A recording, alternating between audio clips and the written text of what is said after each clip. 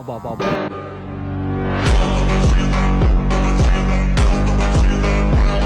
Mga idol, si Batang Migi nagkakabit na ng parisukat ngani. Bali, tetesplay namin mga idol ring si Boboyog naman. Natatapos lang ng mga idol.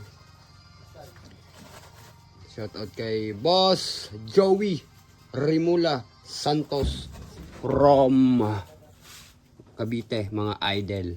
So, today is the day. Yan, putulin mo dyan.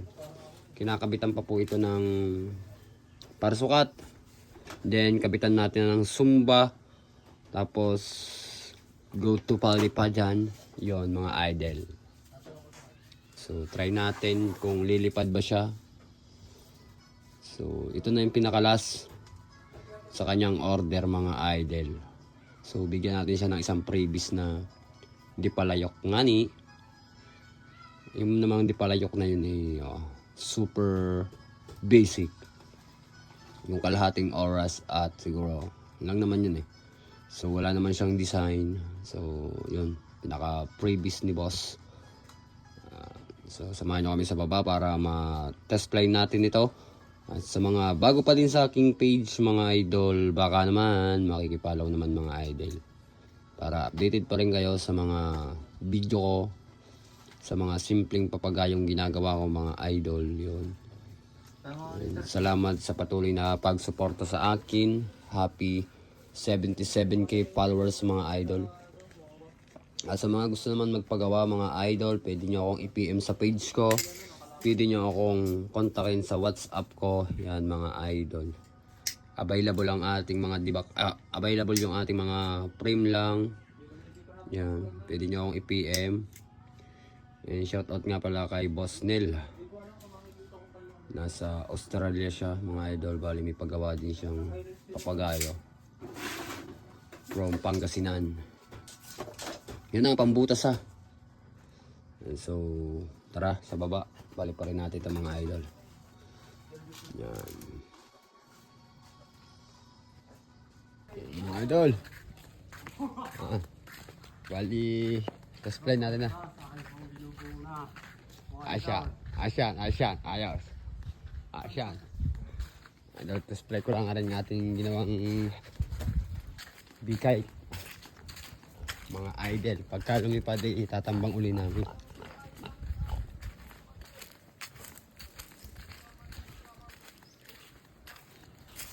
Nakatambang ulit natin kapag lilipad siya. Ang init. Sanggang hangin boy. Ayan, tama-tama.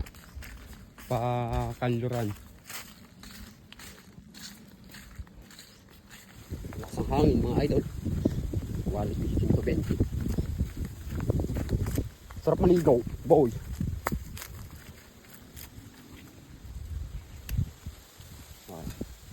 Papugi ni Batang Migi. Gulat na gulat kaya na ay mga itim. Kakainit. Ayaw nga. Kaya ang pogi. Pogi ng kaswa. Kaya natin para mamaya yung apo. Apo nga ikoy. Bakit yung Isulo mo. susunod ko nga. Parang yung maganit.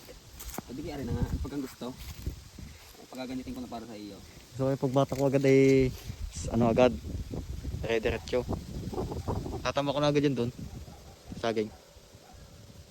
Paliparin kaya natin yung galing kay. Ay, malakas ang hangin. Baka bumigay.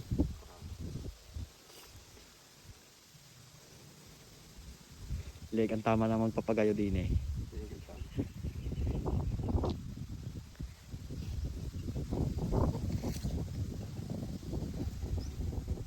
Ala. Nagawa ko laking turatura.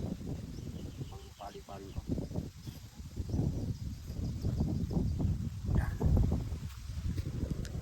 Ito, update ko na lang kayo pag naroon na si Migi.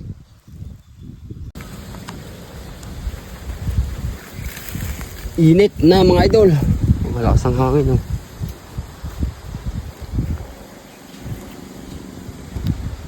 Ayan si Migi mga idol.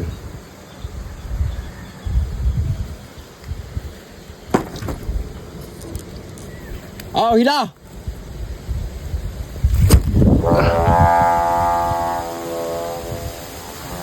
One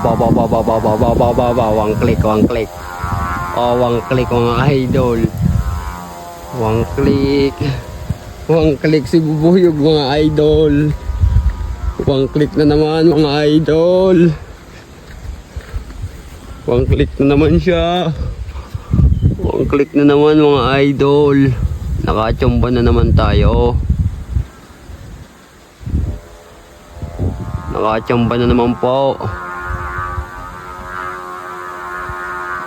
On. Chomba na naman tayo mga idol. Po si Miggy naglululos na po. Bali tatambang po yan ni Miggy. Marunong na rin niya ang aking bata magpatayaw. Ano mga idol? Ahon.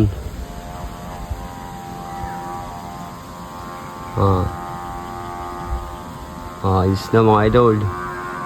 Mga idol, yung likot na yun, normal lang yung pagka mga bubuyog. Normal lang yung likot na yung pagka mga bubuyog mga idol. Gawa kasi nung dalawang paypay niya sa dalawang gilid, ayun yung tinatamaan ng hangin. Pero yun naman, pwede nating itaas pa ng konti yung sumba. Ang lakas ng sumba. Oo. Oo, di ba? Quality mga idol. Quality na naman niya mga idol. Nakachamba na naman po tayo ng bubuyog mga idol.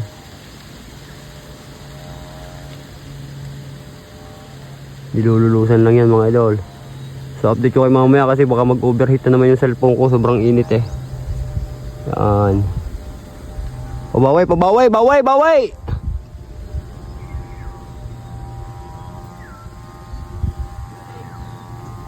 Bagani talaga yan.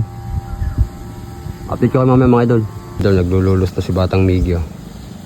Diyan na yata niya itatambang yan. Pabawi muna, pabawi. Yan, sabit pa sa kuwan. Yan, tanggal na. Ha? Magani talaga yan.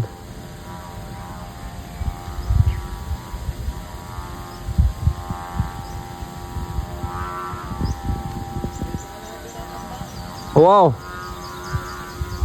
On. Pang malakas ang hangin na no.